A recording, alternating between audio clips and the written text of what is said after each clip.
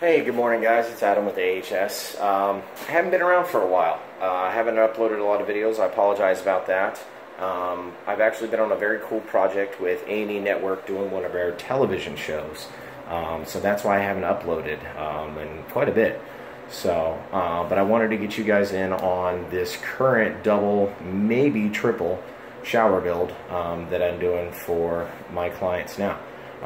As you can see behind me, I'm actually standing in one of the showers where there used to be a bathtub, but these are two matching showers literally right next to each other. There's two master bedrooms in this house, and then there's also a third one, smaller, but these are 3x5s.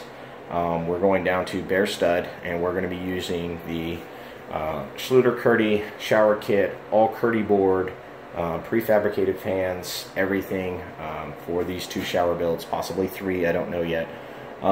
What I did want to show you guys, and I apologize for the video quality today, I'm having to do this all off on my phone because I haven't got my new video camera yet, so if you know the video quality is pretty bad, etc., again, I apologize. I know there's a lot of you guys out there going, man, I can't really tell what he's doing, so apologize about that, but I'm working on it.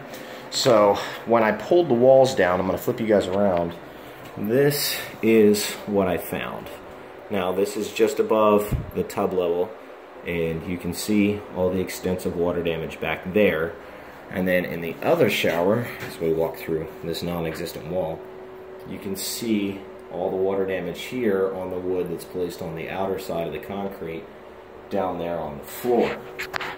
The reason for that is that I keep finding this, especially a lot here in the state of Florida, they're not waterproofing their showers when they build them. This particular shower was laid on top of drywall, and I've seen that many, many times when I've gone in and tried to fix things for clients. And this one just had regular plain 4x4 white subway tile. I didn't get a chance to film the demo yesterday. I apologize about that.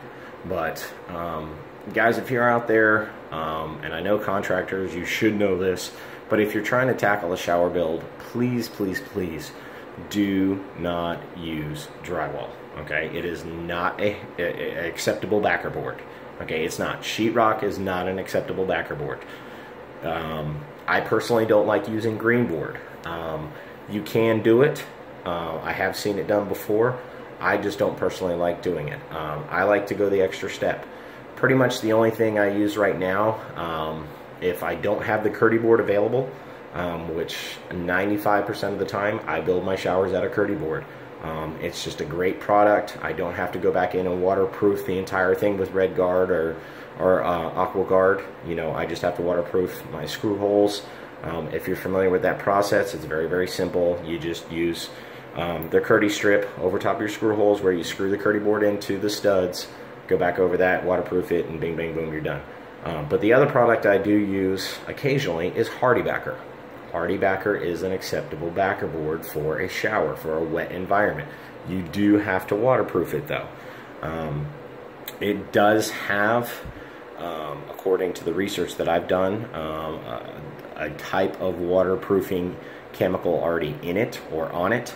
However, I don't take that chance, especially when, you know, it's going to be in a wet environment consistently, i.e. a shower. So please, please, please, if you guys are doing that, make sure you do your research. If you're hiring a contractor, don't be afraid to ask for their portfolio. Don't be afraid to ask for their license. Don't be afraid to ask them any questions you can come up with, guys. There's a million things on the internet nowadays, you know, about all these types of things. Building, you know, showers, tubs, anything and everything you can find on Google, okay? But make sure you do your research, because if not, in the end, you're going to end up with a product that you're going to end up paying for twice. And what I mean by that is I've had several jobs in the past couple of months where I've gone in to estimate, and I end up having to charge people more than I normally would because somebody else went in there before me and did a lot of damage. Well, I have to fix all that. You know, and it doesn't really bother me either way, you know, because I know at the end of the day when I finish it, it's going to be right, it's going to be the specs, it's going to be the way that I learned how to do it, and I learned from the best. You know, and there's a lot of guys out there that do know what they're doing. Sal de Blasi, really, really, really good shower builder. Bob Doyle, Star Tile. These are the two biggest guys you can find on YouTube and the internet and everywhere else.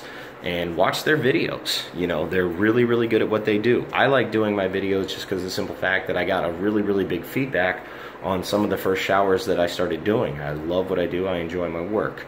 So that all being said, what I'm going to go ahead and do now is we've got UPC here, which is actually in really good shape. This stuff is not rotted, etc. But I'm going to take, obviously, the tub spout out because I don't need that. There's not a tub going back in here. And I'm going to go ahead and replace, cut it off here, and a couple of SharkBite fittings here. Move these hand controls up to where they should be, which is right around in here. And then move this shower head. I'm going to move that up to about right there, just shy where that cut is, so that you have a comfortable height to stand under your shower. This one is too low. This one's set at 6 foot 1 inch. I typically set mine at 6'6". So I don't know too many people that are that tall. There are people out there, but I typically, I've found for whatever reason, it's a good number. 6'6" inches seems to be a good number for placing the shower head at.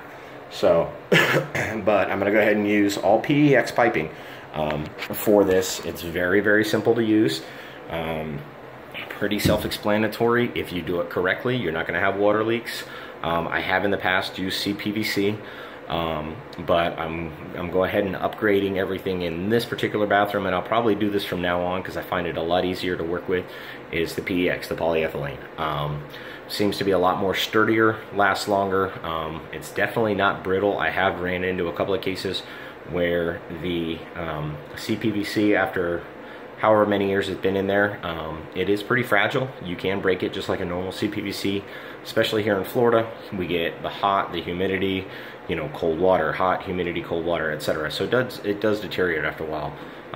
And the research that I've done, the PEX doesn't seem to do that. It has a rigidity to it, but it's also flexible. So it's not going to deteriorate. Any product's going to deteriorate after a while, but it seems like the PEX is going to be a lot better. So that all being said, I'll come back here in a little while with you guys after I get all this stuff moved, give you an idea of what we have, and then I'll show you where we're going from there.